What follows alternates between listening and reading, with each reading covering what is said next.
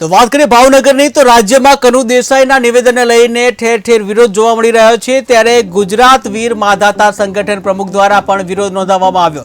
જ્યાં સંગઠનના પ્રમુખ રાજુ સોલંકી દ્વારા વિરોધ નોંધવામાં આવ્યો ત્યારે ભાજપના નેતાઓ ગમે તે જ્ઞાતિ વિરુદ્ધ બોલે છે તેવું રાજુ સોલંકીએ જણાવ્યું। જ્યાં બેફામ વાણી વિલાસ ચલાવી લેવામાં નહીં આવે તેવું રાજુ સોલંકીએ જણાવ્યું। આજની આ પ્રેસ કોન્ફરન્સમાં તમામ મીડિયાના સાથીઓનું સ્વાગત છે।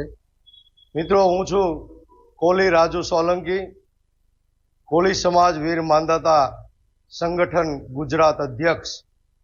મિત્રો, હાલ લોકસભાનું ઇલેક્શન ચાલી રહ્યું છે, ત્યારે ગુજરાતની અંદર અને દેશની અંદર ભારતીય જનતા પાર્ટીના નેતાઓ જે રીતે સમગ્ર ગુજરાતની અંદર અને દેશની અંદર ભારતીય જનતા પાર્ટીના વિરોધમાં વાતાવરણ બની ગયું છે અને જ્યાં જ્યાં ભાષણો કરવા જાય, સભાઓ કરવા જાય, ત્યાં ભારતીય જનતા પાર્ટીના નેતાઓ મુદ્દા ઉપર જે વિકાસની વાતો હોય, જે લોકોને સમસ્યા હોય, એની વાતો કરવાને બદલે ભાન ભૂલી અને વિવિધ સમાજો અને ધર્મના નામે એ લોકો ટિપ્પણીઓ કરતા થઈ ગયા છે અને એ પ્રકારનું એણે ભાષણ કર્યું છે।